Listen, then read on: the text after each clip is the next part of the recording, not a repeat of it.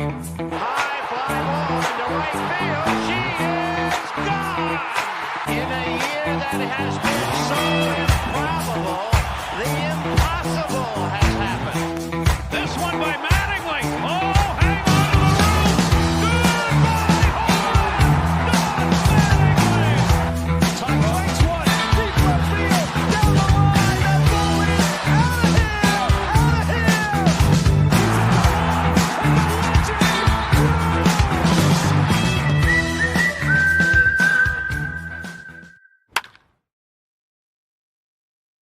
Welcome back to another episode of TableSetters covering all things Major League Baseball. As always, I'm Steve, joined with my tag team partner, Devin. What's up, man?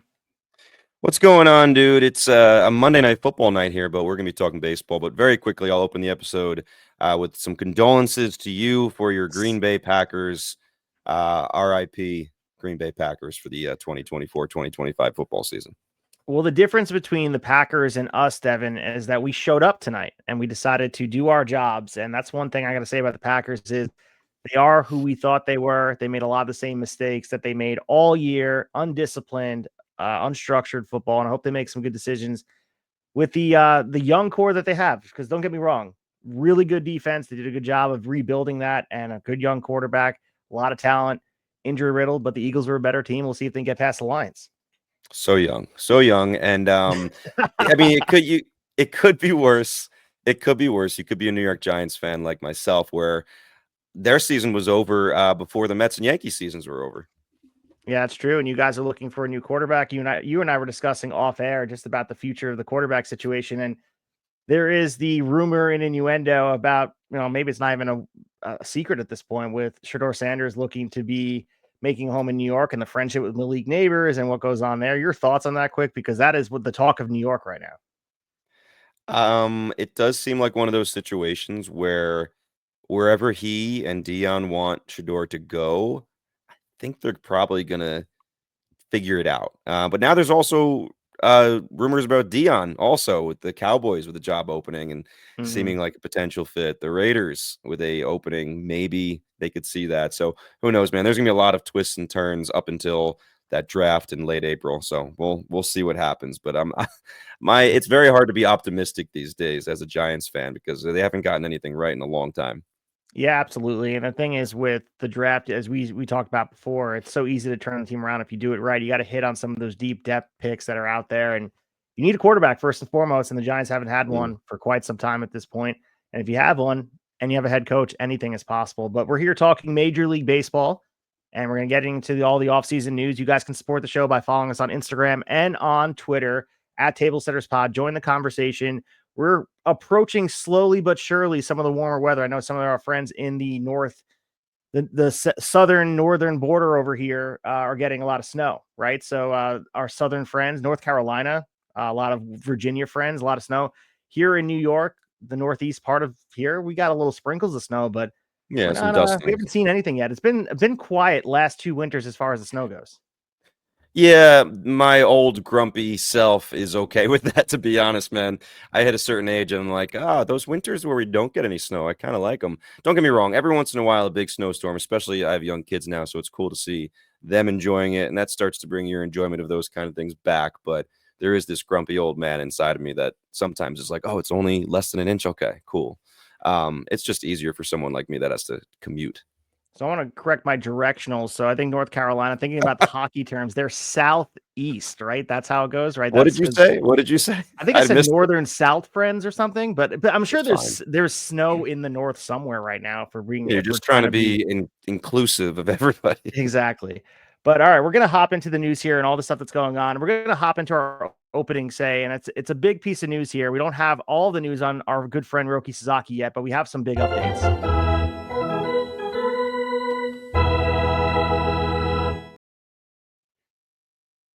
All right, like a game of The Bachelor, we have Roki Sasaki giving away roses and telling some people to go home. And just as we were going on the air today, we got some updates here locally in New York, and some of the other teams were told they're going home. So we've heard, Devin, the Yankees, the Mets, the Chicago Cubs, the San Francisco Giants are officially out of the Roki Sasaki sweepstakes. We had some reports from all valid beat reporters, and it seems like it's come down to 3 teams We have always thought about the Dodgers, of course. They were the foregone favorites, San Diego Padres, and those Blue Jays clawing on for dear life, holding on, hoping they can finally secure a premier free agent. So your thoughts on this, Devin? The Blue Jays out of nowhere, man. The Blue Jays name has not been in this. Oh man, it kind of cracks me up. You just see the Blue Jays. The Blue Jays are in on everybody. So as far as being in on people, they're the best. They're the best at being in. They find a way to be in on everyone. But man, I'm hopeful for them and the fans of the Toronto Blue Jays that this gets done. Rangers are another team. I don't know if we mentioned they're out as well. They thought they had a shot. So yeah, like you said, Rangers, Padres, and Dodgers. Padres and Dodgers are the two that we've thought about the whole time. I don't know. The agent for Roki has done some weird stuff. You mentioned the giving roses like he's on The Bachelor. That does seem what it's like. It was strange today. It seemed like every hour a new team was released as far as like, yeah, not going there instead of just like saying everything at once. So I don't know. And then remember, again, his agent also said weeks ago that we might actually be more interested in a small market team. Well, you look at who's left: LA, San Diego, a little smaller, Toronto, big market. So not exactly true. We've seen video of him in Padres garb, working out for them, throwing for them. I'm sure he did that for each team, to be honest, at least the finalists, because there's a lot of people out there freaking out like, oh, he's in San Diego colors, he must be going there. I'm pretty sure he probably did the same thing for Toronto and LA if they wanted him to. But yeah, I mean, we'll be getting an answer shortly. The fact that it's been narrowed down to 3. I was skeptical that we'd get this news on like the 15th or the 16th when this window opens. But now I'm a little more hopeful that it might be coming sooner than later. The last few days leading up to these announcements today were very interesting because suddenly you saw the domino effect that Roki has, whereas a lot of these teams had already been kind of committed verbally to these other international prospects. And we were wondering, like, all right, well, if they're committed, are they going to have enough money to attract Sasaki? Maybe the money doesn't matter because it's not that much anyway. And then you had the Dodgers telling some of their guys that they were committed to, like, hey, maybe we should wait until next year. You reportedly had the Padres telling some of their guys they were committed to, go ahead and seek other deals if you feel like that's something you want to do, basically taking their commitments away. You also saw the Pirates scoop up an international prospect that was previously committed to the Dodgers, Darrell Morel. So good for the Pirates. They are able to take someone's, I wouldn't call it scraps because reportedly this is a pretty good prospect. But so a lot of trickle-down effects here. And I think there's some pressure on Roki and his agent to make that decision sooner rather than later so everything else can start settling where it may. Yeah, his agent, Joel Wolf, came out and was talking about, as you mentioned before, the small market situation and prioritizing comfort and long-term development over really the financial stakes right now with the incentives. And we've been discussing that because if he wanted the max amount of money, he wouldn't be going into Major League Baseball right now. He'd be waiting and trying to get that big free agent deal similar to what Yamamoto got the year prior. So you mentioned the 15th. It probably is going to happen sooner than later. It seems like he knows the answer, and I think it's going to happen any day now. We're going to get that final domino. And as you mentioned the international prospects that are going places like Pittsburgh Pirates and all the things that are happening there with the Padres moving things around. I think this also is going to be a trickle effect for the other free agents left. I think some of these other teams that are left out there, they're trying to figure out what is out there for them. And we understand it's not really a cost thing with Roki, but he's going to be a big piece to whatever team he winds up on. I know he's going to be in a developmental phase of getting used to being in the league, but 23 years old, there's high expectations. They're calling him a phenom. This is a guy who's going to come into the league with a lot of hype, a lot of praise, and it's going to be something that it might be difficult if this is true and his reports are out there that Joel Wolf was saying those things about him not prioritizing wanting to be in the spotlight. Those 3 markets, as you mentioned, there's going to be a pretty bright spotlight on those teams, especially if he's going to LA or Toronto. But San Diego, I know it's a small market, but there's a lot of spotlight on him with the stars there. Mm-hmm. Yeah, no doubt about it. San Diego is very much still a star-studded team, even though they've kind of subtracted here and there and have kind of their payrolls settled down over the last year or two. But you mentioned it's going to kind of get going with the other guys that might be waiting on Roki. We posted about Jack Flaherty the other night as far as thinking, I think as soon as Sasaki signs, things get going with Flaherty pretty quickly, where I wouldn't be surprised to see him sign a couple days after Roki does. Because, I mean, maybe even sooner now, because we already know a lot of teams that missed out. My favorite fit for Flaherty is the Cubs. I put that on there, and a few Cubs fans responded and said, yeah, we'd like that, but we kind of doubt that Jed Hoyer is going to be, spending that kind of money, because Flaherty's not going to come cheap. But to me, he fits really well right behind Imanaga and Justin Steele, or even like right alongside them. They're kind of like all potential ones on their best day. But I think that's a nice fit. And now the Cubs know they're not there. I wonder if Texas has any interest in him now that they're out on Roki. There are some of these teams where I feel like it was Roki or else we're done. And I think the Mets are kind of included in there, which I know is making some Mets fans a little angry, because on paper the rotation looks just kind of okay. But yeah, we're going to talk about Flaherty a little bit more later. I think basically we're going to reiterate, I think at this point, everyone's hoping Padres or Blue Jays, other than Dodgers fans. And I got to say, man, like you look at the Dodgers roster and rotation, and it's just like, if he goes there, soft landing spot, yes, because they don't necessarily need that much from him right away. And I get it. It's kind of like Team Japan on USA soil, basically at this point, or it's getting to be like that in a way. And I don't know. I think 99% of baseball fans right now are just hoping that he's not a Dodger, but every fiber of my being feels like he will be a Dodger. I just feel like it's going that way. It was going that way from the beginning. So it would be an upset if it's not Dodger blue for Roki Sasaki. I mean, we even said it in the beginning of this show back in April or something, when we did a little segment on Roki when after Yamamoto signed. We said, is Roki Sasaki going to be destined to be a Dodger? So this is not like a month in the making, 2 months in the making. This is a long time in the making, and I'd be very, very surprised if that's not the outcome. Yeah, and any front office that was out on him in the first place, like, they should be ashamed of themselves. This is not a financial burden on anybody. Every team should have met with him if Roki and his agent were willing to do that. Every team, small market, otherwise, put yourself out there. I understand not everyone has the same international pool money, but the amount of money that is being spent on this contract, it's not about money. Even if you can't retain him after this initial deal, you still have him in the fold here, and you can help develop him. And maybe by some miracle, you can retain him if you're, say, the Pittsburgh Pirates, and spend the money out there. But there'd be more drama to me, Devin, if the Dodgers weren't in here. Like, if we would have got word today that it came down to, let's just say, the Cubs, the Padres, and the Blue Jays, I would have a lot more excitement, because it still feels like a foregone conclusion he's going to wind up in LA. And I can't shake that feeling. I hope, even though they're in the Yankees division and it will be a competitive thing, we're going to see them a lot, I would love him to go to Toronto. I think Toronto needs that buzz. And I would selfishly go to Yankee Stadium and see him a lot. You know what I mean? I think it'd be really awesome to see. And of course, all these teams travel, and we'll get to see anyone live with interleague play. It happens all the time.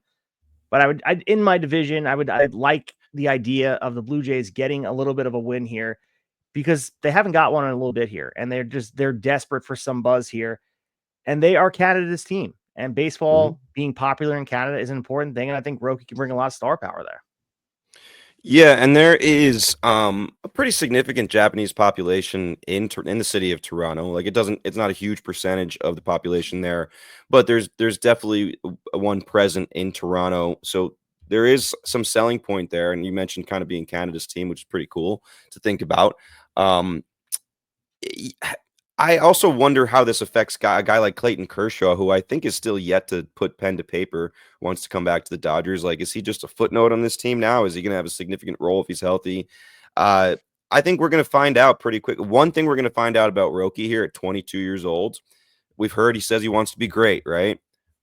Let's see what he wants to be right now. Does he just want to be, one of these 26 stars?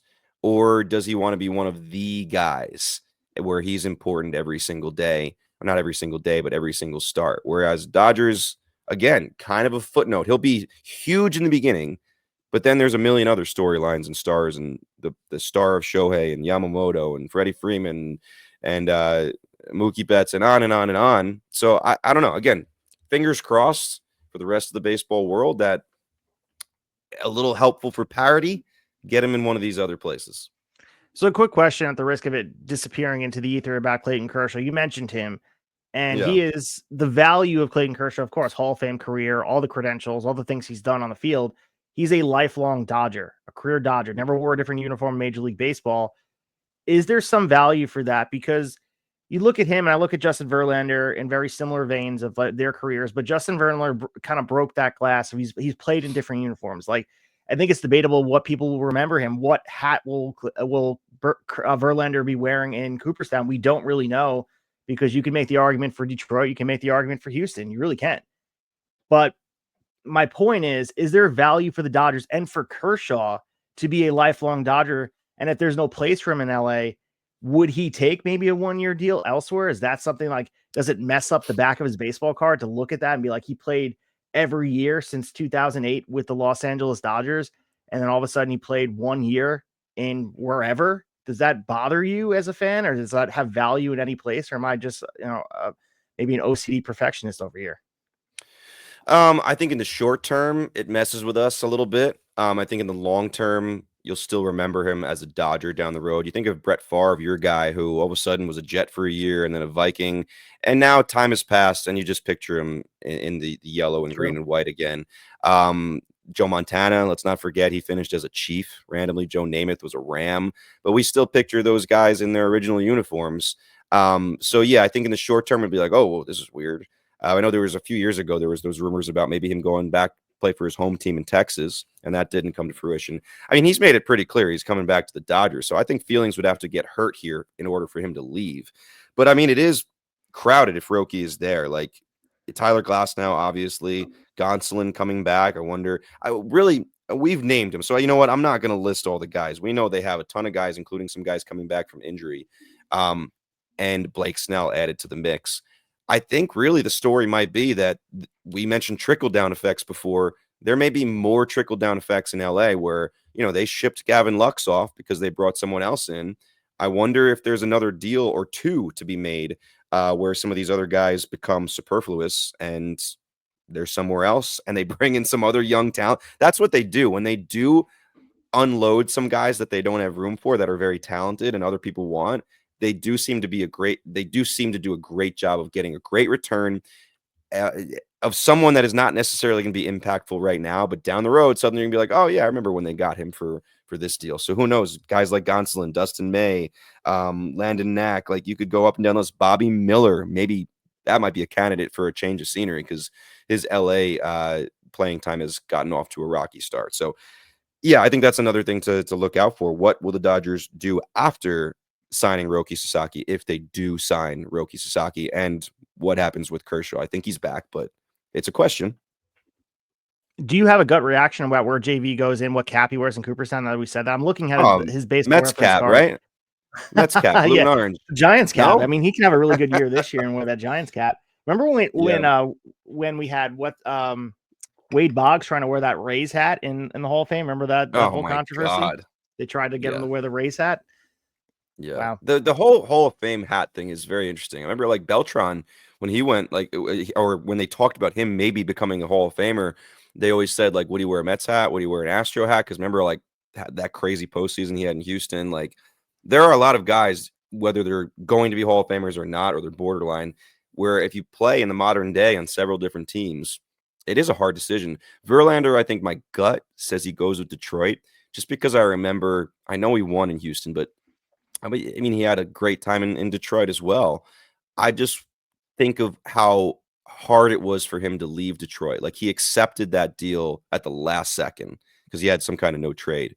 So I think back to that and think maybe his heart is a little more in Detroit, where he'll wear that cap into the Hall of Fame. Yeah, I agree with. I think Detroit. I mean, the longevity is there, and although they didn't win a World Series there, he did get to one over there.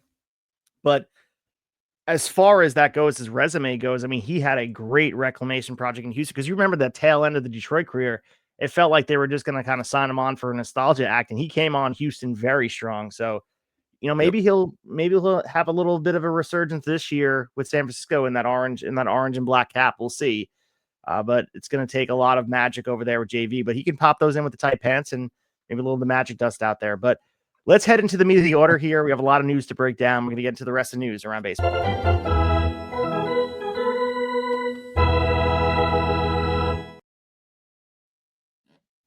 All right, so we're going to start here with the Blue Jays again because the Blue Jays are making signings, although it's not the premier free agents that they're looking for. They are still making depth pieces and trying their best to be competitive going in 2025. So they have bolstered their bullpen by signing right-hander reliever Jeff Hoffman to a 3-year, $33 million contract. Some incentives here, Devin, bring the total of $39 million. We saw him earn his first All-Star selection last year with the Phillies, 89 strikeouts and 10 saves, and this was sort of a resurgence for him at this point, and he's going to be late inning. I mean, the relief options are out there. Your thoughts on the Blue Jays? They're trying to do it on the back end here, trying to secure the end of the game and shorten the game, really. That's how you win championships. So they're looking to maybe not a sexy name. Again, we talk about this, some of these depth pieces, maybe the offensive line equivalent to football, and the baseball is the bullpen, but you can't win without one. Yeah, I mean, they have to replace Jordan Romano, who they just kind of let go. So you can't do that and then not, put someone else in his place. So it seems like Hoffman right now may close for them. I know he also was interested in going back to being a starter, similar to Clay Holmes, and there were some teams kicking the tires on letting him at least try it. I remember Hoffman; he was a Rocky, and he was a starter. An interesting thing about Hoffman is I read a story recently. So his career got off to a real rocky start back in Colorado. No pun intended, by the way, the Rocky thing. Anyway, so he got off to a rough start there. And then the story goes, he ends up in Philly. He's having a hard time, I think, down in AAA, ERA around, I think I read 7 or something like that. And they asked him to throw BP to a rehabbing Bryce Harper at the time. And apparently Bryce came away so impressed with Hoffman and told him about it. And I think it helped his confidence. I think Bryce might have told some front office people as well. And that is kind of the career resurgence for Hoffman, where he ends up eventually in the Philadelphia bullpen and was great for them. And that's another side story here is Philly. Interesting, because it sounds like Carlos Estevez, who they traded for at the deadline, is going to go elsewhere. I don't know where yet. He hasn't signed, but it seems like he's going somewhere else. And Hoffman, another piece. Those are 2 big pieces that are leaving. So I think it's interesting. The most interesting part of this story to me is the other teams that almost had Hoffman signed. It came out today that not only the Orioles, who we heard about the day of the signing, apparently they had a deal. Apparently the Braves also had a deal, and their deal was somewhere in the 3-year timeline as well, just like the Blue Jays. And they had offered Hoffman the ability to at least try starting, which makes some sense because you see the Braves starting rotation right now. Top is fantastic, especially once Strider's back. But then the back end leaves some questions with some of the people that left this offseason for them. So both of these deals, one with the Braves and one with the Orioles, got nixed because of the physical, where something popped up with the shoulder. And then the Blue Jays go ahead with it. I mean, I remember the Carlos Correa deal with, different physicals, doctors finding the same thing, some doctors not. I don't know. To me, with Toronto, again, we've kind of poked fun at them for like being desperate for someone to take their money. I hope they really did their due diligence and didn't just get a little of that desperation making a slightly poor decision. I mean, the Braves and the Orioles have a deal done with this guy and then go back because of the physical on a shoulder, like not an ankle for the pitcher. That's a little disconcerting to me. Yeah, I mean, we saw that happen with the Correa deal that infamously fell through with the Mets, but also this trade deadline with the Yankees and Flaherty as well. So maybe medical staff look at things differently, but you're right. Shoulder is concerning, and the desperation is, seeping off the Blue Jays. So they're willing to take the risk more so than a lot of teams. And, I think you're right. I think it's something to watch for and make sure we're looking at that. I love the Harper story you brought in that because it's something that is an understated thing, that these informal times that you're just maybe unassuming that this could be something that could find a career in the connection there, and how influential a player like Harper is. His voice is so loud in that Philadelphia dugout. And Bryce Harper is all over the place this week. I'm not sure if you've seen some of these videos what's on happening Twitter with Bryce? I have. I was going to bring it up. He's in his influencer era. I saw him like making food, and there was also him like showing off a bag. And I'm not sure if this is on TikTok or Twitter. His Instagram page is just strictly just content that is our typical content, which is just posting pictures and all that stuff. But I would say it's on TikTok, 'cause I don't have TikTok, but they're reposting it on X. So seeing all the videos there, and a lot of Met fans are making a lot of memes about this. And there's the funny meme that went viral, and Harper looks a little tired. Again, he's got young kids, by the way, guys, so he looks tired. And they said, looks like Harper hasn't slept since the Lindor Grand Slam. So that was the meme that dropped out there. But I was gonna say, like, he's reviewing coffee, and apparently none of the coffee's working. Like, his eyes look like sunken into his skull. He's tired, man. He's got two kids. I've got 2 young kids also, and probably not nearly as much help as far as being able to pay people money to help watch them. And I mean, I'm not saying I look great. It's not my greatest look of my life, but like, I don't know. I don't think my eyes are sunken in, at least like his look. Yeah. But and the thing is, though, the interesting part about this, all joking aside with the Harper thing, is he's been like, I understand he, at this point, he was a high school star. Like, he was on the cover of Sports Illustrated as a teenager. And it feels like he's more comfortable being out in the open than he's ever been. And yeah, I think I think this is, to me, a barometer of how comfortable and how great a fit Philadelphia was. And lost in all of this is him making that right decision to go to the Phillies. Because if you talk about a lot of free agents that go to the wrong spot, doesn't work out. Has there been a free agent in baseball in recent history that's worked out as well as far as fit, fan base, and achievement goes than Bryce Harper at Philadelphia? They're like peanut butter and jelly. Yeah, it's interesting that you say that, because MLB Network, I think it might have been Brian Kenny and Mad Dog, who recently did like a top 10 free agent signings of all time.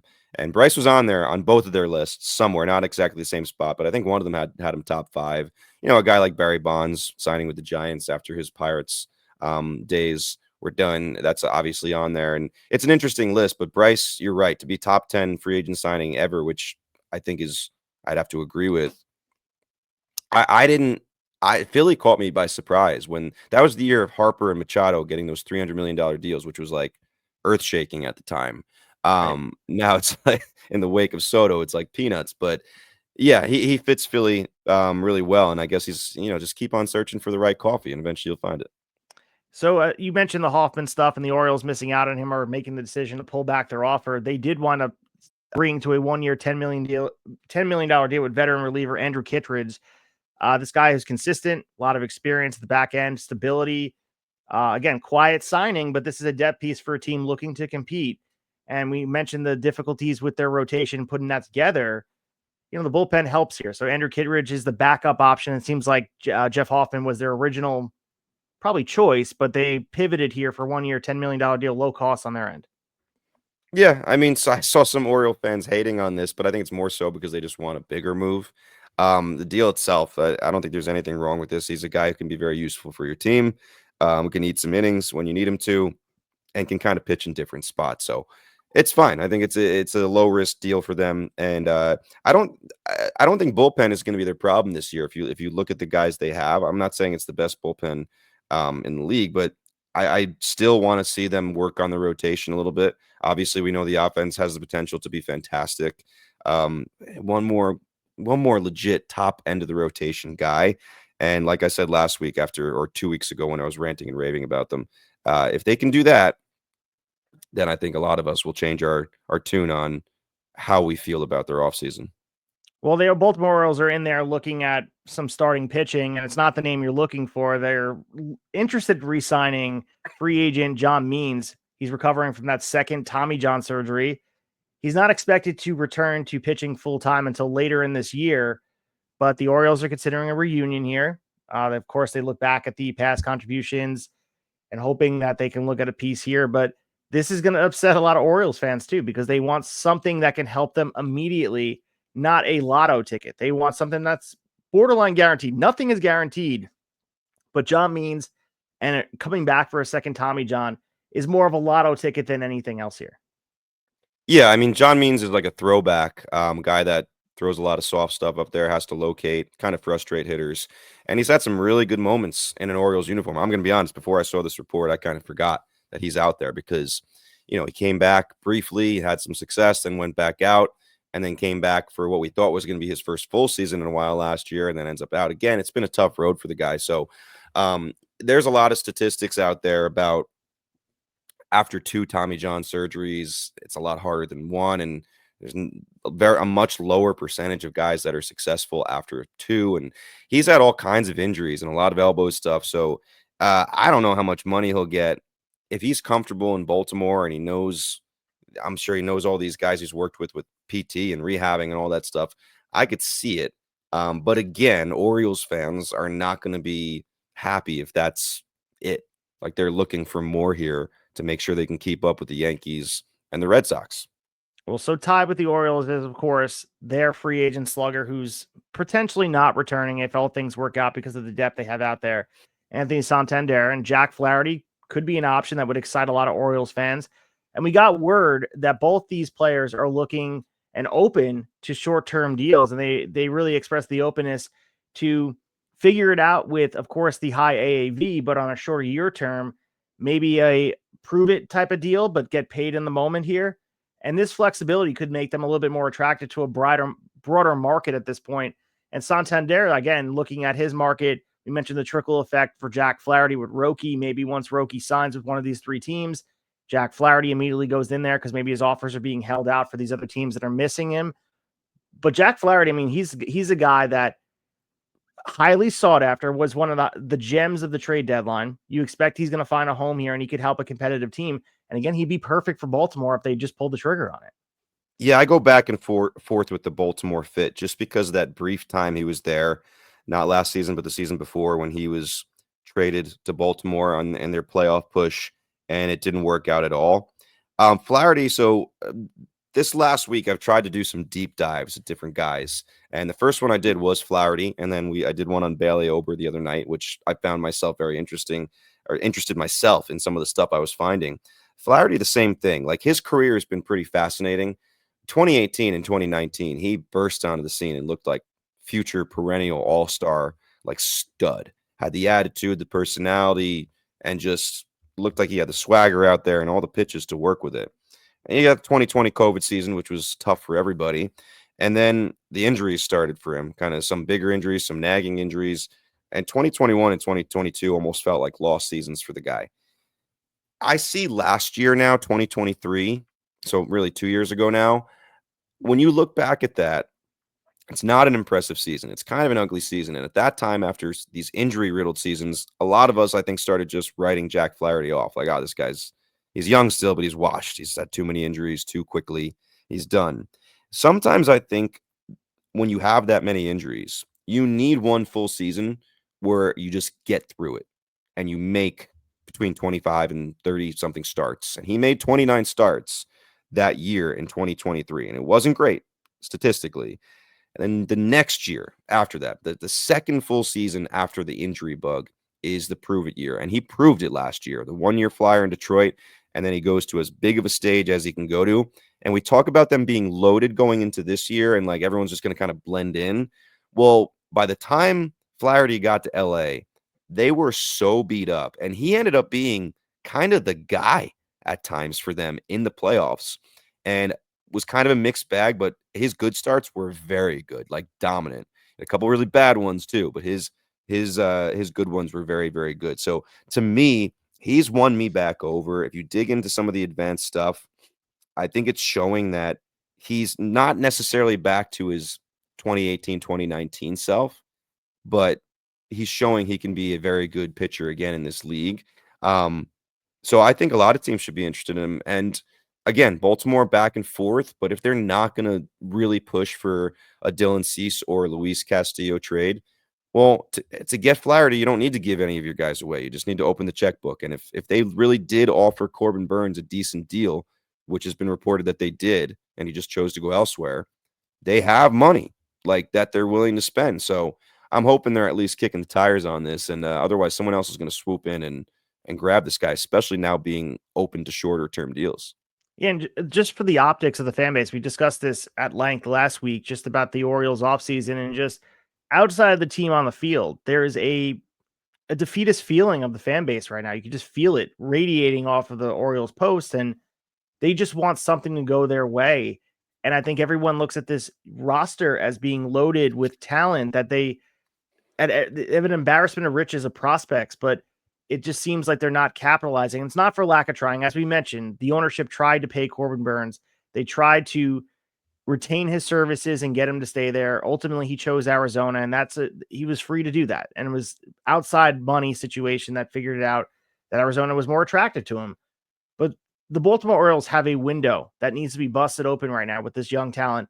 And as you mentioned, these prospects that are out there, that Dylan Cease deal seems to me to be like the most obvious thing to do. And you might have to overpay to make it happen, but you have, out of everybody, you have a surplus at position players to make it happen. And you might have to be okay with watching a Heston Kjerstad or a Kobe Mayo playing in a different uniform, and they might be really good.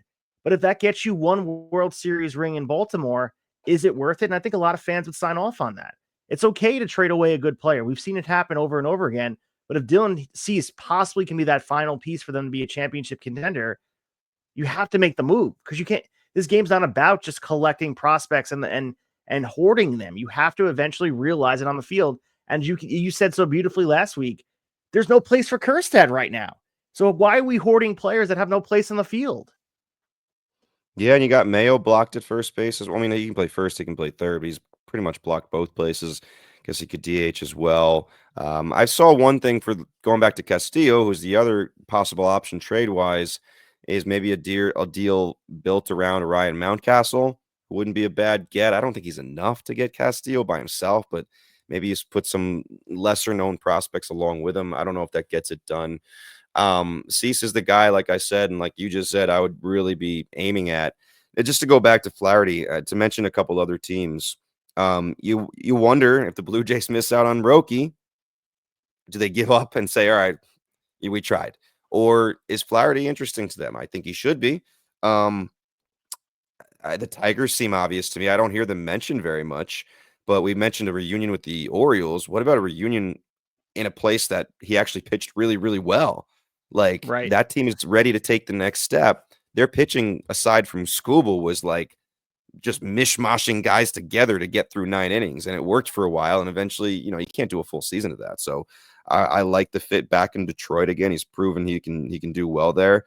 I wonder if the Mets, if it's a short-term thing, we know how much David Stearns, when he hears short-term, his ears perk up. Like, I wonder if that's a possibility. I wouldn't mind that, adding him to that mix. I'd actually be pretty satisfied if they can get that and get Pete back. And if that's what we have, I'm ready to go to war with that.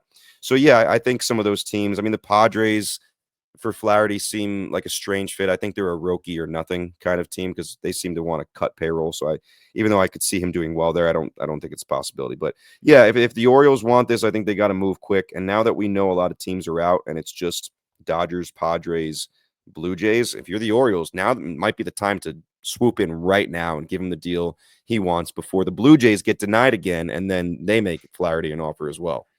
And the thing is, too, a lot of teams have no excuse if they don't want to sign on long term because of the health concerns.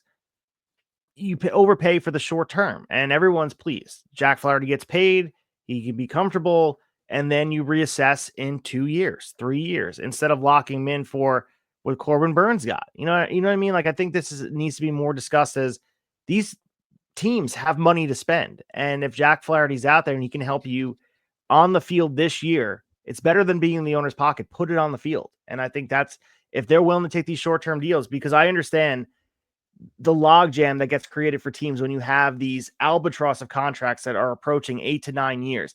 I understand the concerns about giving Anthony Santander and Jack Flaherty deals that are upwards of 6, 7 years. I get that. Everyone can see that deal's not going to work out. But if it's a 2-year deal, chances are both those players are going to be highly productive those 2 years. And then you can reassess after the fact. Yeah, no doubt. Just to give you some perspective on why I like some of the things I'm seeing about Flaherty when I dig in here. Chase percentage was way up this year on his pitches, way up significantly. His walk percentage was way down. K percentage was back to the 2018 and 19 levels, and that's great to see. Not everything was back up to those levels. I mean, those levels were elite if you look back at those years, but a few things were.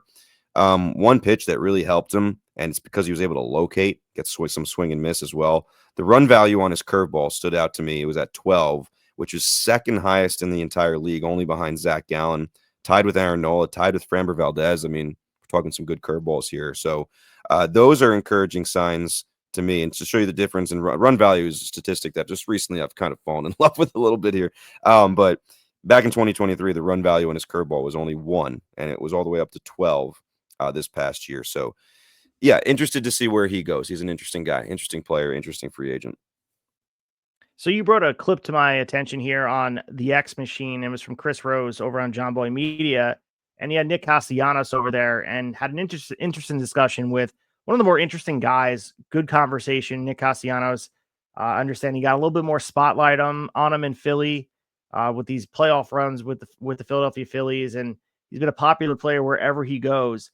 Let's listen to the clip here. It's about 1 minute and 40 seconds, so forgive us here, but I want you guys to hear what he had said about who should have really been the National League MVP. Iglesias ended up on the Mets and had a phenomenal year. MVP of the National League. Why? If you're looking at like the MVP as having the most weight on creating wins for your team, there's no other player that has had that much weight as Jose Iglesias, because I think with him being able to come in and bring that Latin spark, knock the ice off of Lindor, finally got Vientos probably comfortable to be able to be an everyday third baseman, and now a bunch of guys that look like they had no direction, running in all different directions in the beginning of the year. They made the playoffs, got to where they did, while the whole Mets organization had the OMG signs were everywhere from in the city to the stadium. The way I look at baseball, Jose Iglesias is unanimous National League MVP.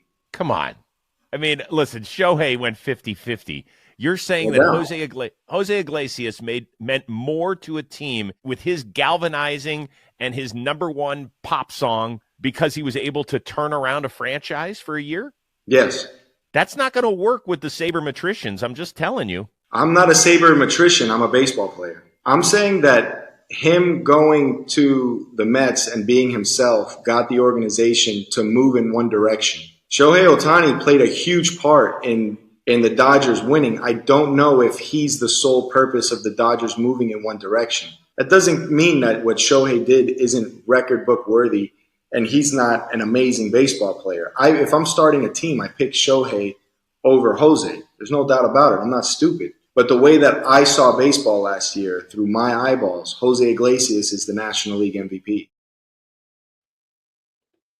All right, so there's a lot to dig in there. I think we should pull the clip of "I'm not a sabermetrician, I'm a baseball player" and just like drop it every once in a while on here when we start to dig deep into some stats.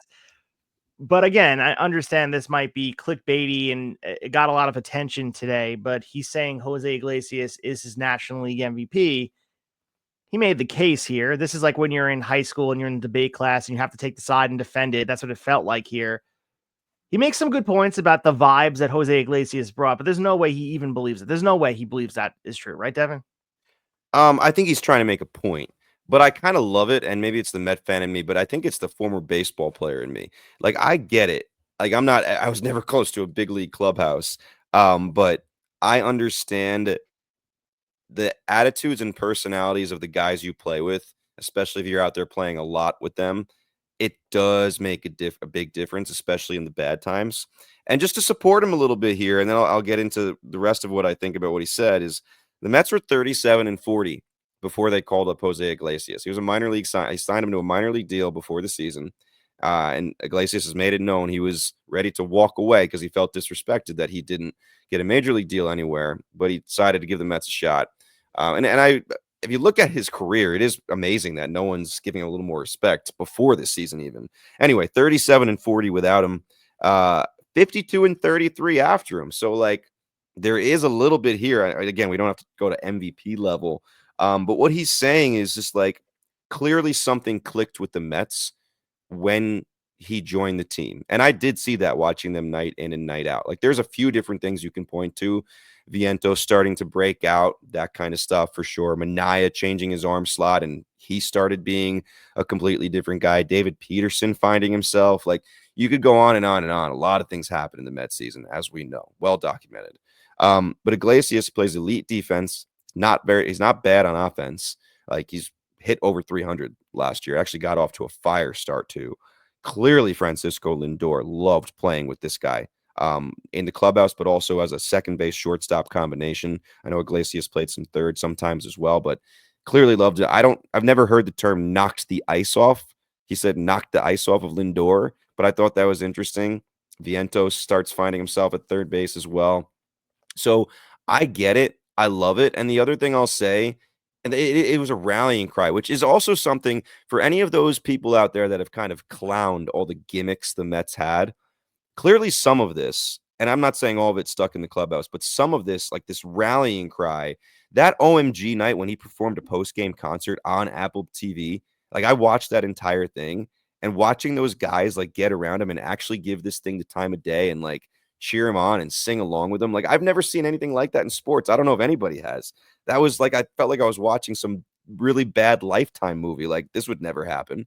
But the other thing he said that I thought was interesting is he said, like, I'm not sure that Shohei was the guy pulling the Dodgers in this one direction. He's kind of got a point. I don't know if they would win the World Series without Shohei, but would they have been there? I still think there's a good chance that they could have been there. No guarantees by any means.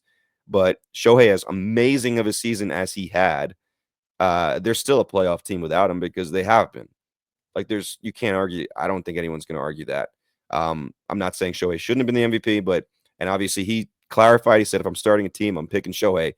I'm not dumb. I'm not stupid, whatever he said. But I thought it was one of the most refreshing clips I've seen because a lot of guys go on these things and they just kind of go with their media training and give you guys everyone the patented answers.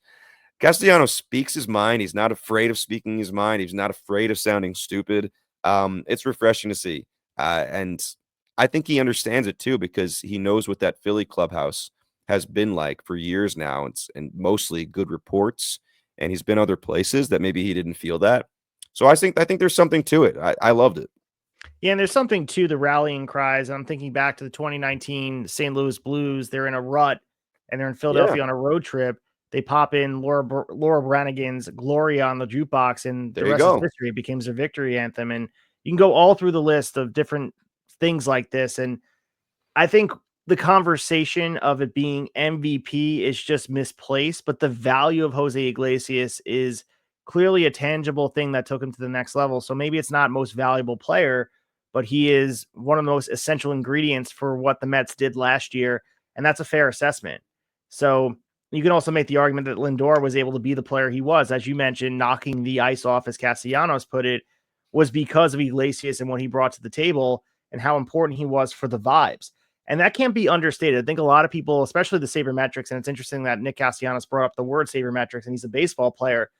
A lot of people move away from gut and feel and vibes and all the good natured things, where you hear some of the greatest stories in baseball. You can go through some of them in your head of just what galvanizes a team. It might be a moment, it might be a song, it might be something, but a lot of those championship seasons of all your favorite teams, there was something like that went on during the year. Usually, right? Like every team has that moment where it clicks, whether it be an on the field brawl, whether it be something that happens on a road trip, something brings them together as a team, because it doesn't just happen in a vacuum where you start playing well.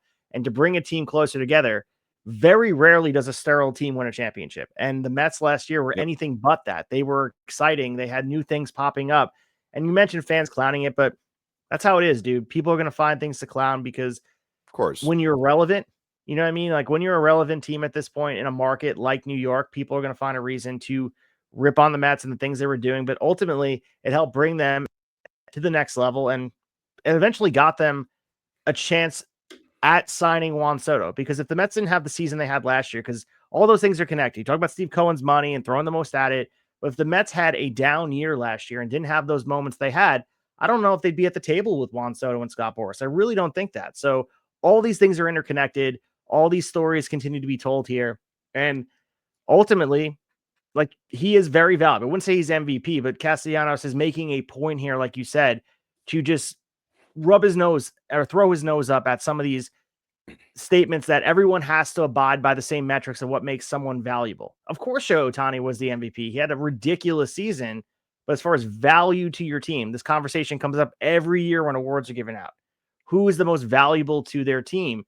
Is it the best player in baseball or the most valuable to your team? And you made a good point. Shohei Ohtani was playing with one shoulder in the World Series and they still won. So I don't know where the Mets would be without Jose Iglesias. Yeah, there was a clear turnaround for the Mets around that time of the season. Maybe those sabermetrics, the advanced statistics, the analytics are the reason he only got a minor league deal going into the season, even though he's been such a successful major league player. And the other story is I wonder what happens with him. He's unsigned. The Mets have a crowded infield if you include their young guys, which I think you have to.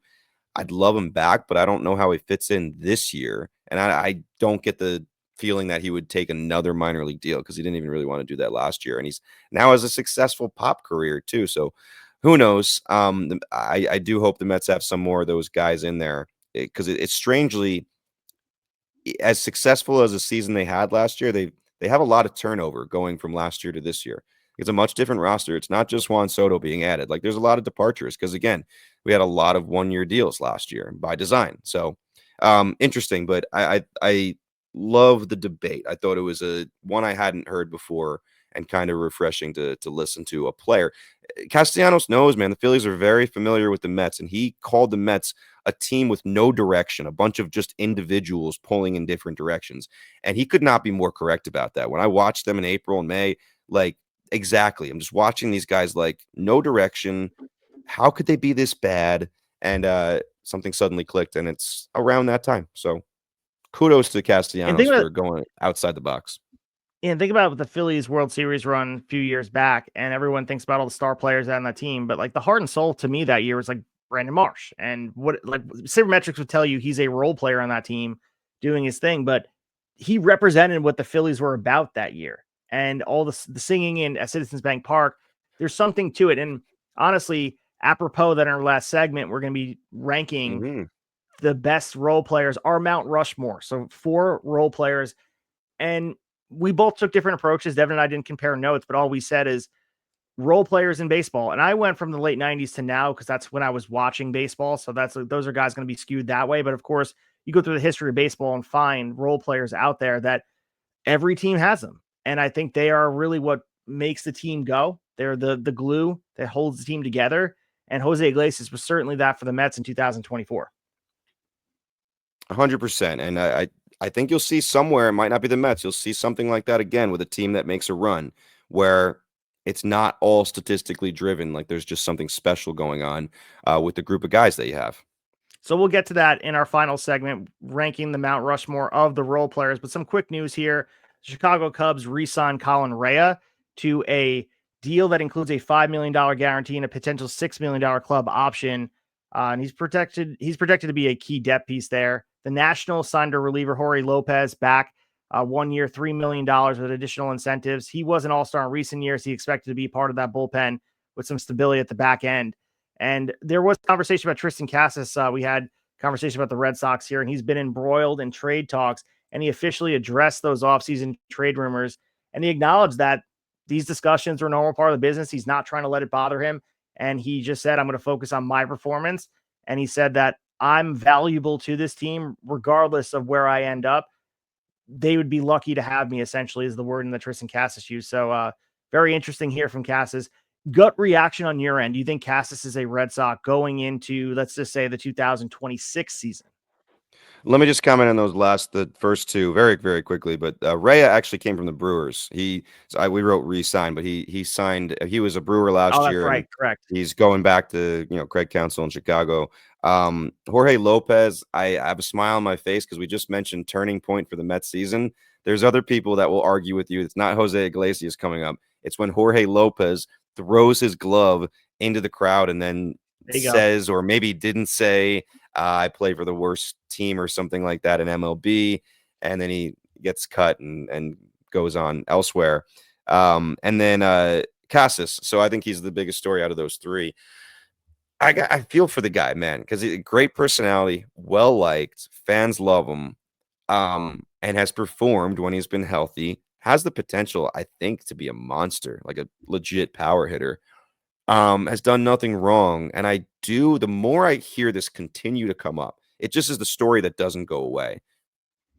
I'm getting the feeling that the Red Sox are a little bit hell-bent on moving Rafi Devers to first and feeling like in order to do that, we got to move Casas and obviously maybe we can get something nice for him. So I feel for the guy. To me, Seattle still seems like the logical fit. I know apparently they've talked and haven't been able to agree. But maybe those two come back to the table again and try to get something done. Yeah, and we hope for Joey Capone's sake from the ITM podcast, who we had on our episode back early December, episode 47, talking all things Red Sox, that Casta stays over there. He talked immensely about how, first of all, how much he enjoys watching him play, but how important he is to this team. People forget. And there is a post-hype nature to some of these prospects where everyone's excited for what Christian Campbell's going to do. Everyone's excited for what's going to be happening down the line. But Tristan Cassis was that guy. He happens to be on the field, and he's done nothing wrong. You said he's been as advertised. I think people get, I don't know, similar with like rookie quarterbacks in football. You get this glaze over you about watching them. It's no longer potential. It's more of like in the now, and there's some sheen that comes off of it. I can't explain it. Yeah, it's quick. It's just kind of on to the next one. I think it's just we know so much more about so many more guys now. Like it's such, you can find this information if you're a baseball nut way easier, where it's like not just the top 100, not the guys who just debuted, but like I don't know how deep do you want to dig, because we can give you more and more and more. But yeah, post type is a real thing. Yeah, I wish Cass is a fun player, man. I wish the best for him wherever he ends up. I'd like to see him stay in Boston and actually be given a legit chance. He's really only played for, I mean, last season was a lost year for him, basically. So we've kind of gotten one season of him combined. Like, let's see a full season of this guy in what is now a relatively impressive roster. So we had a finishing news over here about the Diamond Sports Group reorganization, and they've been renamed after emerging from this Chapter 11 bankruptcy as Main Street Sports Group. So a lot to break down here, where they're going to be branded as a FanDuel sports network from the fan perspective, and 16 regional sports networks. Main Street Sports was going to hold the broadcast media rights to 13 NBA teams, 8 NHL teams, and most importantly on our end, 8 MLB teams. They're going to be figuring out sort of this distribution. So the largest regional sports network in the U.S. It's going to be continuing here. We'll get more details. I know the Braves expressing concerns about this reorganization, about the long-term viability, because they're just coming off bankruptcy. The Cincinnati Reds over there, available with streaming. People are not sure local network if they're going to be available for the brick and mortar cable aspect. So things are changing, and it's all tied back to the entertainment cycle moving away from what this is traditional cable. And you can even look at, I know our conversations always skew towards pro wrestling, but what happened with Raw on Netflix and those, it's far reaching. The NFL on Amazon, all these like little moves are moving away from what we traditionally know as cable. And what keeps a lot of it afloat is the sport nature of it, whether it be NBA or the NFL or MLB, NHL. And if the sports start to move away to be segued into just these abbreviated streaming services where it's going to be offered, we're going to see a big change swiftly over the course of the next couple of years. Yeah, and there's even been a few teams who, I mean, the Brewers stand out, where like months ago we heard them saying MLB is going to produce their games and bring it to TV and all that stuff. And some of these teams that have said that have now gone back and said, no, we're actually going to go back with Diamond now. Yeah, Valley, the Twins reported that as well too. Yeah. I don't know. It scares me a little bit. I don't really trust it that much. Hopefully it works out, but a name change, like trying to get rid of that, how people are seeing you as Valley Sports, Diamond Sports Group, whatever. I worry a little bit. Hopefully a new page is turned and we can trust them to do a good job. But to me, the biggest part of this story, obviously the consumption is important to a lot of people. I just want every team, there's already no salary cap, right? So you're never going to be on even footing. But it stinks that the last 2-3 years, some teams have felt hamstrung by the whole TV deal situation that's been going on with Bally, where we always point to the Rangers the year after they won the World Series. They couldn't really do anything to try to re-up and reload and go after another World Series for a second year in a row because the TV deal was in flux. And I wonder how much that affects the Braves and the Twins, who have done jack shit this offseason. Twins have even talked about cutting payroll. So, teams that are almost perennial playoff teams have had to kind of sit back and not do a whole lot. Maybe it's by design, or maybe it's because of the TV stuff. But I just hate that getting in the way of, trying to be competitive. And here locally, there's a big frustration with Optimum and the Knicks and what they're not able to do here. If you are an Optimum consumer, you've been without watching one of the best Knicks seasons we've had in recent history because of not being able to get in a room. And that's going to incentivize fans and give the leverage in the fans' case to build towards things like this, where you can maybe buy games on a per game basis of just maybe like a pay-per-view situation where you're going to buy things. That's what it may be moving towards, or you can buy a subscription to just one team. I know the NFL, obviously the YouTube thing has changed, no longer on DirecTV, so it's streaming wise. You can watch on your phone, but I think we're going to get more piecemeal than other things. And we may not even be able to conceptualize how we're going to be consuming games in the next 10 years. It may just be completely different.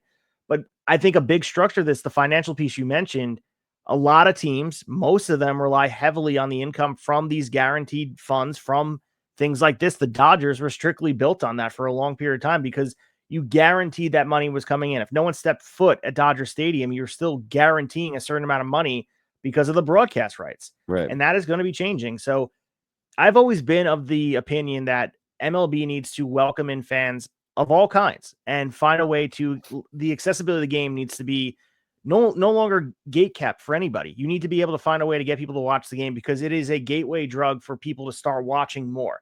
If you allow people to watch the games, I'm not saying for free, but if you start like allowing people to watch fans, first of all, you're building an institution of young fans, and then you're making people want to buy jerseys, want to go games, be invested in moments. That's how you start to instill fans. When you start to put it behind paywalls and find ways that you have to use a VPN to watch your local team, because there's certain markets that are not even in the state of Georgia where you can't watch the Braves. Those blackout rules are absolutely insane. Those restrictions need to go away, need to be reassessed. I understand money speaks, but this might be the change that we need leverage-wise is in the consumer's court. And I know you scoffed at the buy thing, buy per game. But I understand what you're saying, but it is moving in the direction where the leverage is not just in the market. Like, hey, you live in North Carolina, you can't watch the Braves, but us, by the way, you can't buy local cable that has the Braves. Like, it is an asinine approach right now. Yeah, no, there's definitely things that need to change. We're in this era where, by the way, I'm one of the only people I even know that still has cable. And I honestly, like, I stand by it because what streaming has turned into is just as expensive as cable, and because you need 10 different things to watch all the stuff you want. And when you watch live stuff, it's delayed and buffers half the time, whereas at least you don't get that with cable. Yeah, I think they're both. It used to be like streaming was taking you away from this evil cable where there's two companies and it's basically almost a monopoly and you can't, you're paying too much. Streaming is that. And to hear that sports now might be like pay per game, pay per month, pay for this, pay for the MSG app, the SNY, like I can't stand that. With that being said, I realize things need to change. You don't want to gatekeep this stuff like you mentioned. I'm just looking forward to the day where we do not see Diamond Sports as a headline once a month, basically. Like we've talked about it several episodes here. So I'm looking forward to the day that we don't have to. Yeah, but maybe we'll see Main Street Sports Group has gone bankrupt in 2027, but we will see. Maybe the Atlanta Braves, they were worried about it and they were correct for being so. But let's move into our final segment of this show. A fun segment here, our Mount Rushmore, our baseball role players. Let's get into it.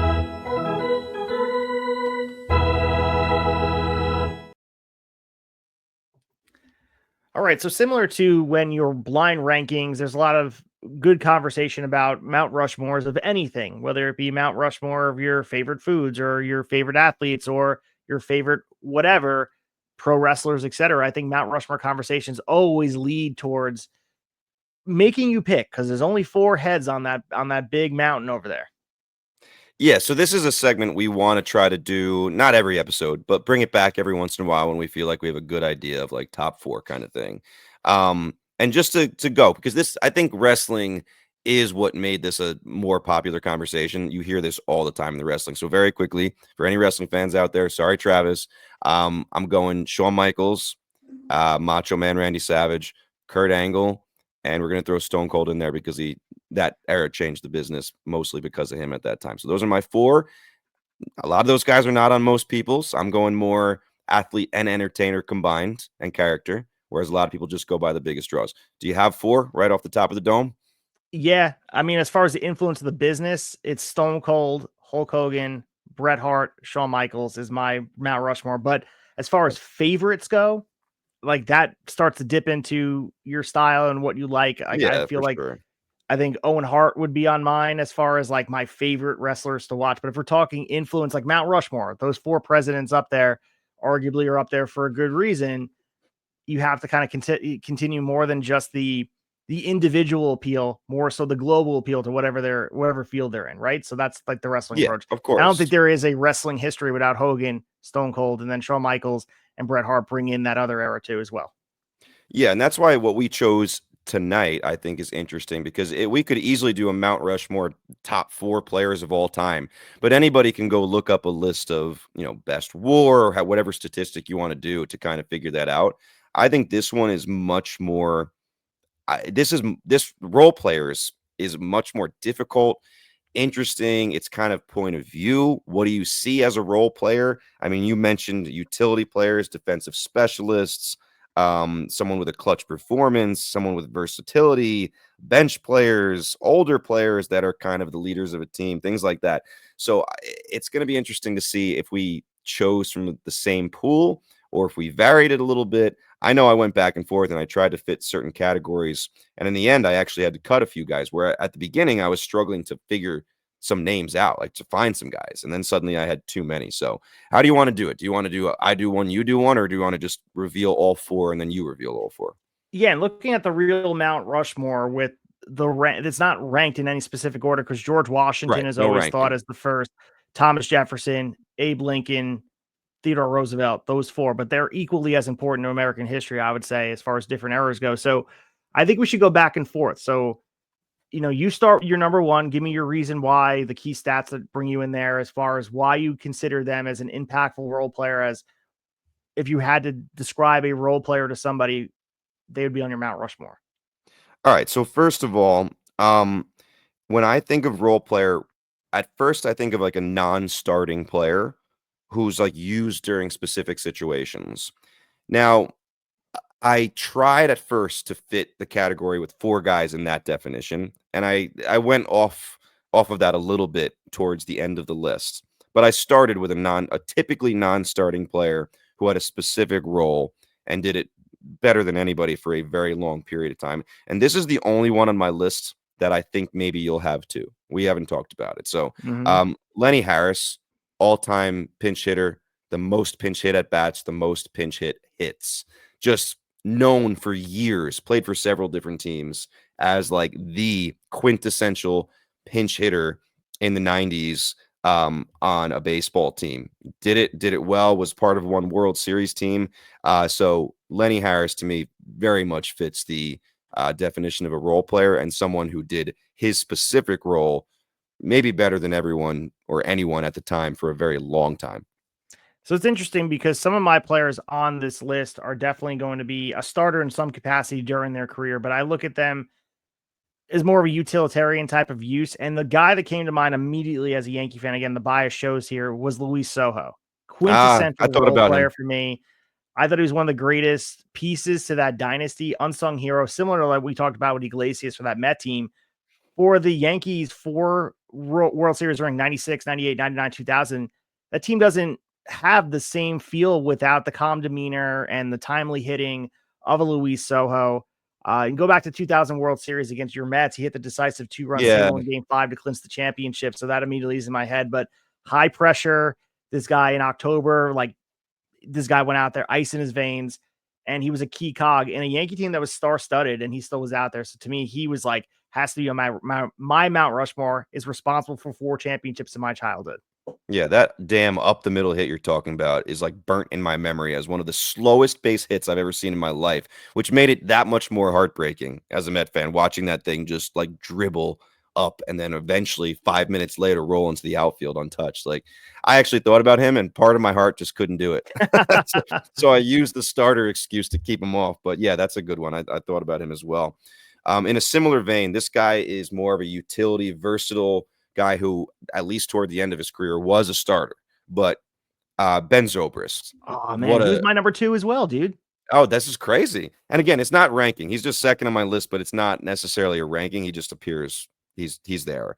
So I'm going to read a little bit from a Fangraphs article that I don't even know when it was from, but I thought they did a great oh, wow. So this is actually super recent by Jay Jaffe, January 13th, 2025. Oh, okay. That's crazy. I guess because of the Hall of Fame ballot. So it makes sense. I wasn't even thinking about that, to be honest. But so they started by saying calling Zobrist a utility player or even a super utility player, given that he could play the outfield as well as the infield, is like calling Citizen Kane a movie about a sled. All right. So it's basically saying it's not doing him credit. So on the offensive side, he was a switch hitter with elite plate discipline, mid-range power, minimal platoon split, so pretty good both ways. As a defender, he provided average or better defense at second and the outfield corners, and could play passably at a few other positions as well. Because of that, he's able to help the team he was on with their roster construction, do it differently. Only made 3 All-Star teams, but in his 14-year career, helped these clubs reach the postseason 8 times in an 11-year span from 2008 to 2018. From 2009 to 2014, he ranked among the game's most valuable players by WAR. And in the years adjacent to that stretch, he helped the Rays in 2008, Royals in 2015, and Cubs in 2016 reach the World Series. And 2 of those, Royals and Cubs, winners. I mean, it's funny because Zobrist helped the Royals. He was a trade acquisition that year, beat my Mets in 2015, but he then topped it with what the Cubs did in 2016. And he's such a big piece of that, obviously, with those incredibly dramatic games towards the end of that series. World Series MVP in the last one of those seasons, the one we just mentioned. First title in 108 years for the Cubs. So, I mean, an incredible player, a guy that any team, even still in this era, almost 10 years later, believe it or not, could benefit from having. So yeah, I mean, you have Zobrist as well. So that's the one we match on. Give me a little bit more on Zobrist that you were thinking. Yeah, absolutely. And the fact that you mentioned the 08 American League pennant Rays too, you forget about that a little bit because his 2-time World Series champ. You mentioned the Royals and the Cubs. I have the numbers in front of me for his 2016 World Series MVP: 10 for 28, 2 doubles, a 357 OBP in the series, career WAR of 44.5. So this guy is out there. I mean, the versatility, consistency. But I think of something like him where he's coming up in big moments, and I think he'll forever be known for the heroics for that Game 7 2016 World Series and all the dramatics that went into that against Cleveland. But I mean, he was in part of 3 really big teams, and that Rays team in 08 could have easily won the World Series if things broke a different way.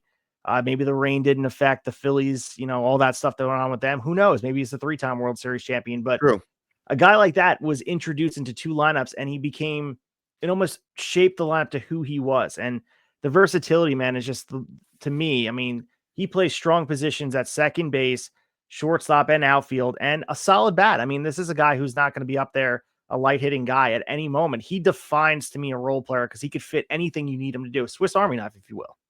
Swiss Army knife is what I was thinking too. And I feel like he kind of kicked it off of that era of teams wanting players like that were not just set in stone at one position and could play multiple places. Like, I feel like since Zobrist had such a big impact, we've seen so much more of that. And there was probably a couple other guys around his time doing it as well.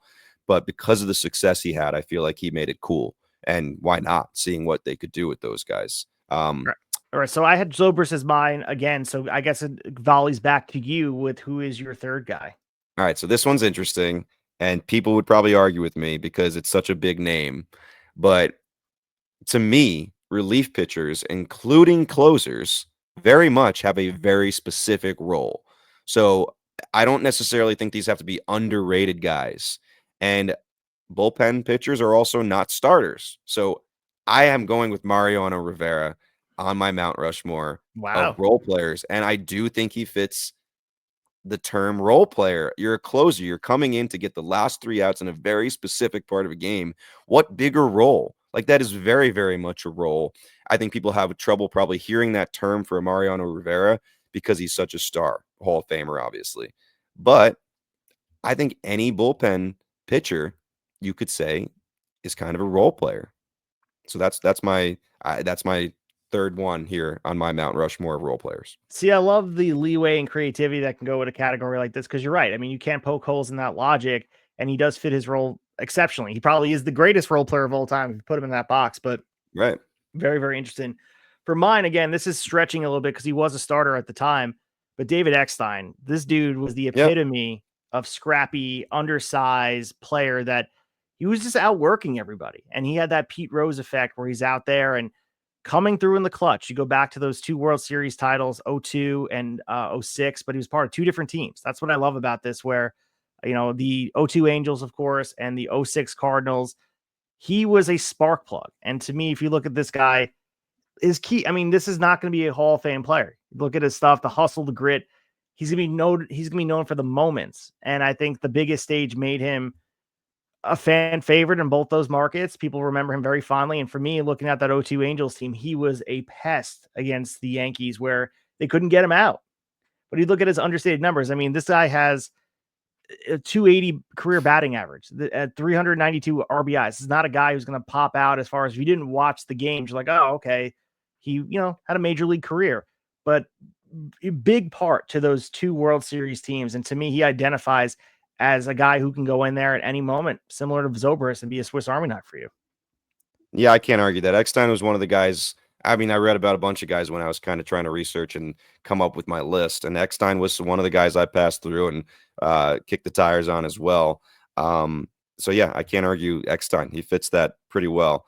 All right, so my last one, I tried to be a little more get somebody that maybe someone else isn't thinking of here. And I started thinking of roles, and you can think of pinch runners, or I already mentioned a pinch hitter, bench guys, things like that, defensive specialists, defensive replacements you bring in late in the game. Who's really great at that? I went a little deeper. So there's a term in baseball called loogie, and that is lefty one-out guy. All right, that became popular at a certain point. And now it's almost been phased out because of the 3-out rule, the 3-out minimum, or the 3-batter minimum, I should say. When you're brought into the middle of an inning, you have to start or you have to either finish the inning or you have to face at least 3 guys. That's the rule. So a lot of these guys that were kind of lefty specialists have been a little bit phased out. I think there's still some of them, but not as popular as a gig. So I tried to do some research, and this was not easy to find on like who are the best loogies. And there's a debate. There's no like clear-cut one guy, but the guy I kept on going back to is Mike Myers, who had a long, long career, which I think is part of it, from 1995 all the way to 2007. Did play, I think, won a World Series somewhere in there as well. And when I was looking at this, one season kind of stood out that really caught my eye. So he pitched for the Rockies for a little while, which well documented how difficult that is. In 2000 for the Rockies, he appeared in 78 games, 45 and a third innings pitched, ERA of 1.99, whip of 1.059. So good numbers there. And then if you look at the high leverage batting average, only 105 against him, specifically against left-handers, they only hit 120 against him. So I think that's what we're looking for. The OPS of a left-hander against Mike Meyer that year was 405. So a 13-year career, durable reliever, submariner, kind of really carved out that very specific role for him, especially in certain years. He faced 2,385 left-handed hitters, which is the most by any left-handed pitcher in baseball history who faced more lefties than righties. So for out of guys who faced more lefties than righties, he faced the most. It's a very high number. There it is. He earned a ring as a member of the Red Sox in 2004. So a very memorable team to be a part of. And there's a few other loogies that are in the discussion, but I wanted to include one because it's such a specific role, and he's my last guy in my Mount Rushmore. Yeah, and I like that choice too because it's being creative as well. I just think there's a lot for ways you can go, because you could look at some of the players today as far as like in 2025. I feel like baseball is all about your specific role and being brought in to do one job, and you're being paid a lot of money to do one job. But looking at my final list here, and I'm looking at a guy who could play any position on the field, because that to me is a role player, and he is a great guy behind the mic on MLB Network, Mark DeRosa. And I think this guy love it. Has been reliable, and as I mentioned, can play really any position pretty well, and he does contribute offensively in short spurts here. He was also a leader in the clubhouse. I think that's understated as well. I mean, you can go with the Cubs in 08, Cardinals in 2011, and this is not a guy, again, his career is not going to pop up at you, but his value can be, if someone gets hurt, he can pop in and be a position and be there as well. underrated moments. If you watch Mark DeRosa play, he does everything well. And he's a guy who, again, could be utilized in key situations and be part of key winning teams. And I love what he brings to the table insight-wise. And I think a lot of those players out there that did everything well in the field, playing different positions, all these different perspectives, make the best analysts. And I think that's why Mark DeRosa does such a good job on MLB Network, because he saw the field from so many different vantage points. And I think that's what makes him such a good utility player. I love that. I mean, DeRosa is one guy that I did not think of. And yeah, you could make an argument for sure. Big fan of DeRosa, by the way. I hope he's a manager one day. I know he managed the Team USA, but I want to see him for a full season with a big league club. I know he's interviewed a few times.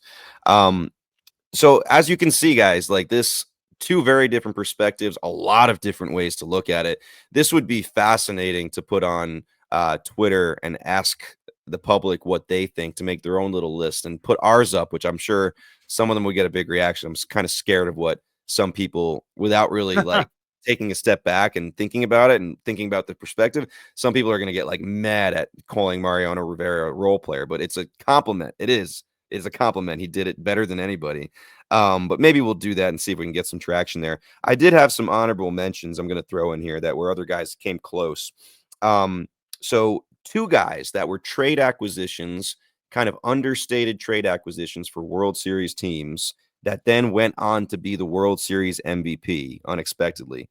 Steve Pearce in 2018 for the Red Sox. Like, where the hell did that come from? And going way back for my 1969 Mets, Don Clendenin, like that's another one. Both of those guys I think fit. Andrew Miller, I just think of Andrew Miller was such a common name to hear in big games for a while for a few different teams, where I think it was Terry Francona that used him in a few different ways. And he started off as a starter, and then he was end of the game closer, 8th inning guy. Sometimes he'd bring him in the 6th or 7th inning if it was a big moment, kind of a Swiss Army knife pitcher. And every once in a while, a little bit of a lefty specialist if you look at his numbers against lefties. So he did a little bit of everything, came close to going with him. Manny Mota was like originally thought of as one of the best pinch hitters ever. He kind of perfected that role. He spent the last 6 full seasons of his 20-year career receiving no more than 57 at-bats a season. From 1974 to 79, he played the field in just 17 games in those 5 years. But what he did in his job was, like, he perfected it. He played on 3 Dodgers pennant winners, 74, 77, 78, 3 for 5 with 2 doubles across 3 National League Championship Series. So he had some big games and big moments and was for a long time doing that job for some good teams. And then the last one, and this one is partly just made to kind of controversial, but I almost legitimately put this one in. It's specific to one season. 2024, Shohei Ohtani. DH only, didn't pitch, didn't play the field for even an out. Shohei Ohtani, like, there is an argument to be made. I'm like, I seriously, like, are DHs role players? Kind of, if that's what they're doing every day. Some DHs play the field every once in a while. Shohei Ohtani, 2024 version.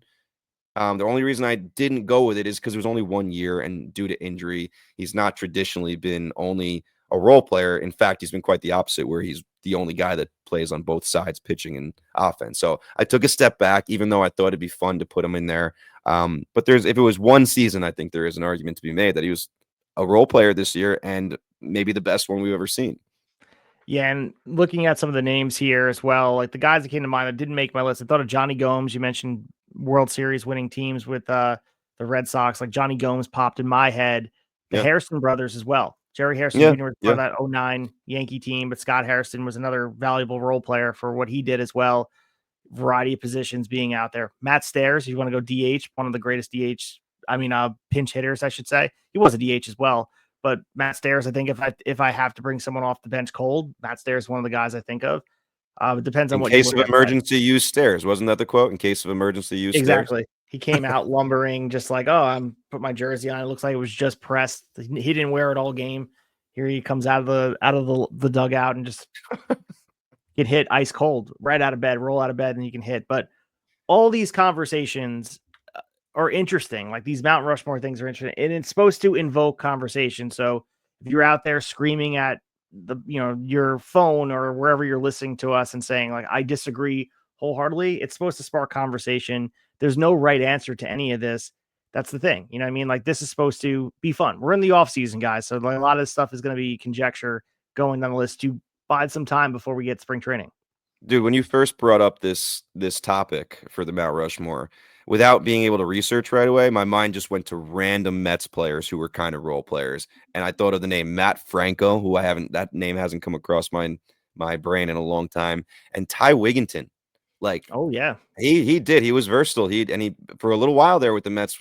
He ended up being on a lot of different teams and had a pretty long career. But he had a little success there early with the Mets, and he kind of did jump around from positions, if I remember correctly. Yeah, Ty Wigginton. Some random names entering the brain there. And I'm sure a lot of diehard fans of different teams remember these unheard of players because you watch every game 162 Right. of your season. And some of these guys who come up for a short cup of coffee, they become a little bit of a fan favorite. Because a lot of us remember we're talking about championship seasons for teams that are not ours. But there are valuable role players for some of these lost seasons. When you think of the Mets season when they don't make a run, there's no magic. It's just kind of ho-hum, and they kind of go out with a whimper at the end of the season without making a postseason push. But there are some bright spots during that year. You know what I mean? Like, there's some fun things to think about for some of these role players. And there's moral of the story is they're valuable. And I think that people need to put more love on it. And I understand that the stars and the biggest names in baseball are going to get the money, but I don't think championships are won without these players. The Kike Hernandez was a huge piece too. Yeah, I thought about him too. Kike is another piece that we can look at as saying he is a guy who makes the Dodgers, and they have to replace what he's going to do that. And are they going to get that from Kim? Maybe. Like, maybe they can get that out of him, but it wouldn't shock me if Kike just winds up back in LA because that's what they want from him. So, yeah. But a very interesting conversation. We hope you guys enjoyed that conversation. We're going to come around third here, wrap up the episode, and preview what's coming up next week.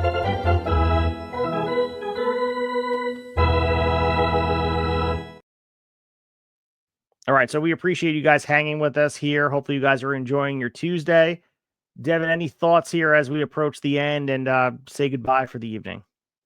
Man, I'm going to say the same thing I think I said last week at the end of an episode where just my dear Pete Alonso message. Like, they posted some gym in Florida posted a video of he and Sean Manaea working out today. Sean Manaea later said, like, yeah, they pretty much work out every day together. Come on, man, just put pen to paper. Come back to the Metsies. Let's move on. Roki Sasaki, if you're listening, you know the right thing to do. Like, stay out of the LA Blue. Padres, throw the Blue Jays a bone. Come on now. That's my message if they're listening. So we're potentially going to be dropping another episode this week. Nothing guaranteed, but we're working out with Mike Petralia from the Code Reds, the Cincinnati Reds podcast by CLNS Media. So this guy is out there. He's covering the Reds really extensively, a seasoned sports journalist to say the least. He's been with the Reds coverage since 2017, but he also does a great job covering the Bengals. You may know him from the Jungle Roar podcast. Hoping to get him on. You guys can follow him on the X Machine at Trags, TRAGS. So looking to get him on here with us, talk the Reds. We've been wanting to have a perspective from the Cincinnati angle of things, and this is the right time to do it because they made some interesting moves this offseason. Want to talk Ellie De La Cruz? What's the expectations in the NL Central? Are they the Cubs the foregone favorite? Can the Reds compete with them? All these conversations more. We hope we can be dropping that episode on Thursday morning, but stay tuned for it. We're continually working to try to get guests on here to have the perspective of that fan base and of that team. Yeah, that should be happening sometime later this week, like you said. Hopefully, if we can get everything figured out timing-wise, schedules can be tricky. And then another one, if we're looking even further into the future, tentatively, you can pencil it in a couple weeks from now, we're hoping and expecting to have Chris Welsh from the In This League pod joining us to kind of center an episode a little more around fantasy baseball with drafts coming closer and closer. I've been listening to a few of their things lately, some interesting stuff, and it's getting me excited for the fantasy season. So looking forward to having him on and trying to have a little conversation about the upcoming fantasy baseball season and drafts. Some people are already involved, but that would be January 27th. We may record with him if it all works out. So we'll see where we are with the drafts at that point. Yeah, we have some fun things left for the offseason here. We appreciate you guys taking the ride through us and helping us thaw out the winter cold and get ready for spring training and get ready for eventually the 2025 season. Having a good time talking baseball here. But if you guys want to support the show and help other ears get on what we're doing here, or eyes, because we're on YouTube as well, you guys can leave a 5-star review. Share it with your friends, whether it's on Spotify or Apple Podcasts, wherever you consume your media. Just tell someone about it. If you can, leave a review if you haven't done that yet. a narrative form goes a long way, but even a click of 5 stars goes a really long way. It helps us climb up the algorithm. Someone types in baseball on wherever they're searching for media, and we may pop up. And hopefully you guys, if you're new here, joining some of the guest episodes we had or whatever, we appreciate the support because Devin and I are just passionate about this. Clearly, we're sitting here in the off season talking baseball long form, and hopefully you guys are enjoying it. I do appreciate all the positive reviews and feedback we've gotten. We want to keep growing this community because we're having a good time doing it. Yeah, dude, and Twitter was fun this week, man. This is like the most fun I've had, I feel like, with our account on there, just because there was so much more conversation. I feel like some people that hibernated a little bit when October or early November and the postseason ended, hibernated from baseball. Some people are waking up, coming back, seeing what's going on. And we had a lot of conversation, a lot of replies and reposting and quoting and all those things. And it's so much more fun when it's like that. And I feel like we're getting to that point of that we were aiming for all along. So all good things. So we'll be back maybe later this week, but of course next week with all the baseball content you can handle. Again, follow us at TableSetters Pod on all your social media platforms. And we'll be back next week. Talk to you after a while.